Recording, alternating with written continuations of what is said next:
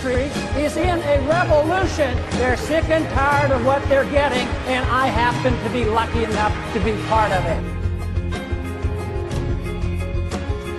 What if our foreign policy of the past century is deeply flawed and has not served our national security interests? What if we wake up one day and realize that the terrorist threat is a predictable consequence of our meddling in the affairs of others and has nothing to do with us being free and prosperous? What if war and preparation for war is a racket serving the special interests? What if the American people learn the truth?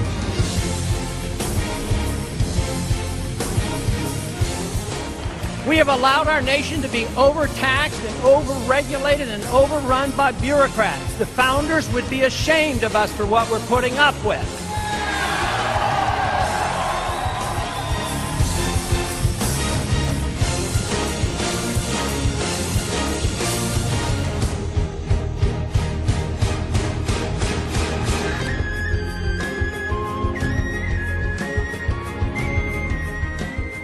And if you think our government should police the world and spend hundreds of billions of dollars on a foreign policy that we cannot manage, I believe that when we overdo our military aggressiveness, what it does, it actually weakens our national defense. I mean, we stood up to the Soviets. They had 40,000 nuclear weapons. Just come home. We just marched in. We just found out.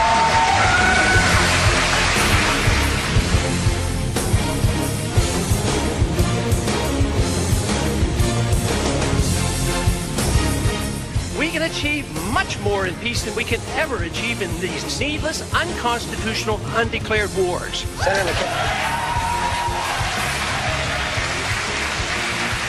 The principle, the moral principle, is that of defending liberty and minimizing the scope of government. I think that's critical. They have to have a document, A national special card. absolutely. A tamper-proof card, a database, name, date, birth date, biographic information. Dr. Paul. I am absolutely opposed to a national ID card. This is a total contradiction of what a free society is all about.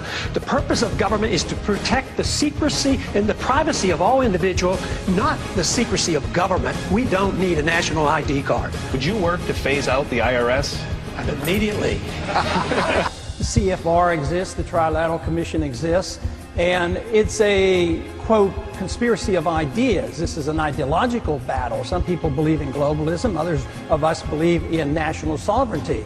And there is a move on toward a North American Union, just like early on there was a move on for a European Union. Inflation tax, it's a tax that nobody talks about. We live way beyond our means with a foreign policy we can't afford and an entitlement system that we have encouraged. We print money for it, the value of the money goes down, and poor people pay higher prices. That is a tax. We've lost over 5,000 Americans over there in Afghanistan, in Iraq, and plus the civilians killed. How many more do you want to lose? How long are we going to be there? How long? What do we have to pay to save face? So what we must do is very simply the restoration of law, restoration of the principles of the Founding Fathers, restore the revolution that once started. Freedom is not something new and strange, and neither is it ancient. It's recent. Fortunately, the number of those who care are growing exponentially.